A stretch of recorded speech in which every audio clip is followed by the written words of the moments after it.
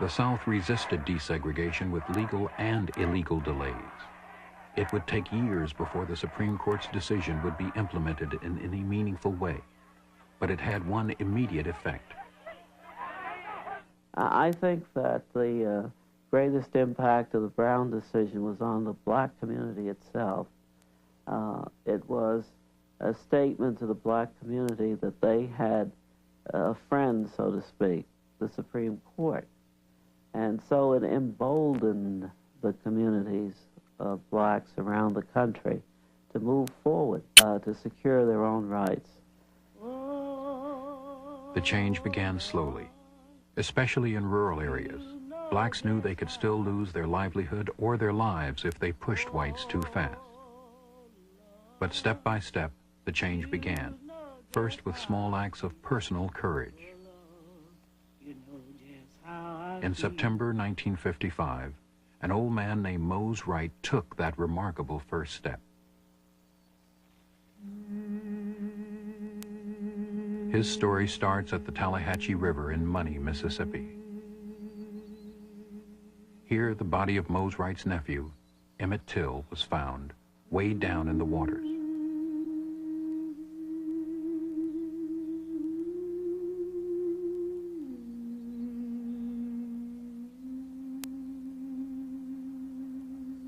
Two local men were arrested and charged with the murder.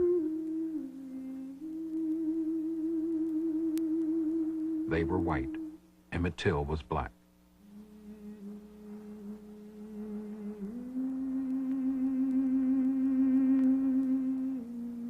Till had come down from Chicago to visit his relatives.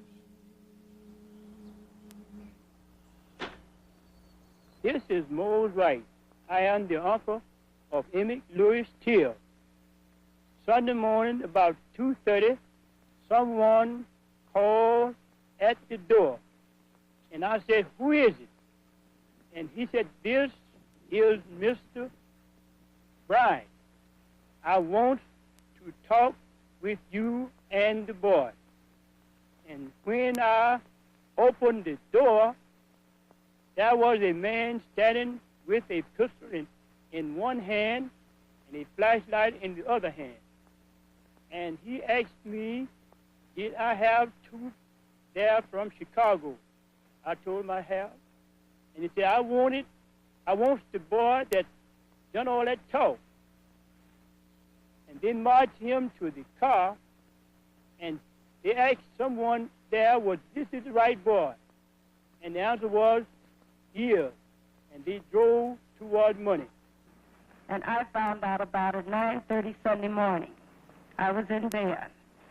I got up, called my mother when I got the news, because I had every decision I had ever made or every crack that I had ever been in, it took her to get me out of it. And I took that one to Mama, too, because I didn't know what to do. Mother told me to come right over, and she would start making calls. And I got over there as quickly as I could make it. And that wasn't very long. By this time, everyone in Money knew what had happened. Emmett Till had broken one of segregation's rules. He talked fresh to a white woman in a store. He was only 14, he was a Northerner, and he didn't understand. He went into the store to buy some candy.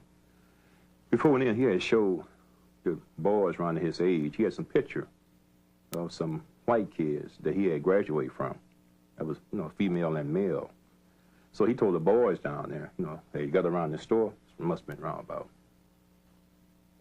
maybe 10 to 12, youngsters around there, that the girls was his girlfriend, So one of the local boys said, hey, there's a girl in that store there, so I bet you want to go in there and talk to her, So he went in there to, get some candy. So when he was leaving out the store, after buying the candy, he told us, say, bye, baby. And the next thing I knew, one of the boys came up to me and say, man, you got a crazy cousin. He just went in there and said bye to that white woman. And that's when this man, I was playing checker with this older man, I guess he must have been around about 60 or 70. He jumped straight up and said, boy, say, y'all about to get out of here. Say, that lady come out of that store and blow your brains off. Wednesday, the sheriff came and told me they had found the body at Phillip and wanted me to go and identify the body, which I did. And we found the body with didn't have on any clothes at all. The body was so badly damaged that we couldn't hardly just tell who he was, but he happened to have on a ring with his initials, and that cleared it up.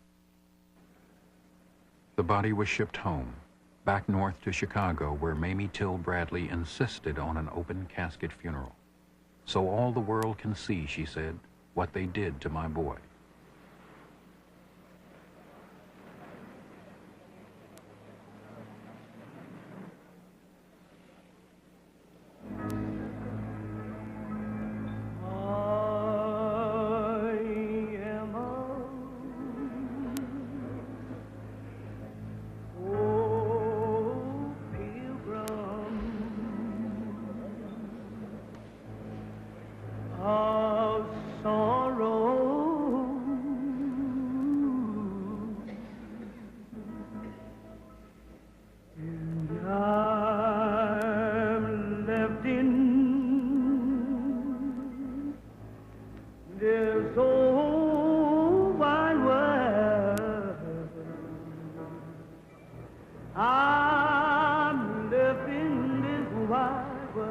Jet magazine showed Till's corpse, beaten, mutilated, shot through the head.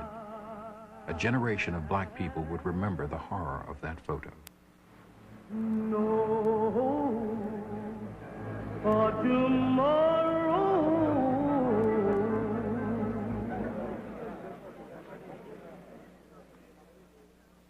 I believe that the whole United States is mourning with me. And if the death of my son can mean something to the other unfortunate people all over the world, then for him to have died a hero would mean more to me than for him just to have died.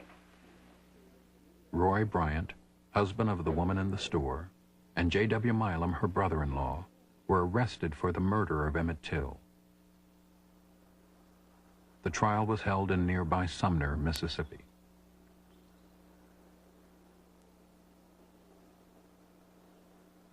Black organizations like the NAACP and the Black Press were especially interested, and they worked hard to keep the case in the news, to make an example of Southern racism for the world. It was because it was a boy that they went there.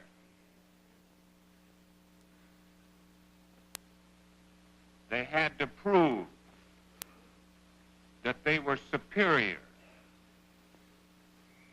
They had to prove it by taking away a 14-year-old boy. You know, it's in the virus, it's in the blood of the Mississippian. He can't help it. I'd like for the NAACP or any colored organization anywhere to know that we are here giving all parties a free trial and intend to give a fair and impartial trial. And we don't need the help of the NAACP, and we don't intend for them to help us. We never have any trouble until some of our southern niggers go up north, and the NAACP talks to them, and they come back home.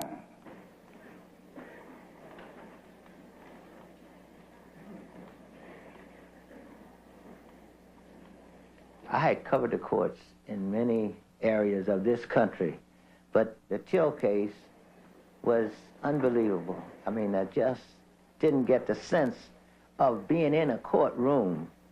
It was, first place, segregated. The black press sat at a bridge table far off from the court, and the boy's mother came down. They sat her there at the bridge table with us. Plus, the United States Congressman, at that time, Diggs, he came down, and I was the one that got him in because the sheriff wouldn't let him in. He said,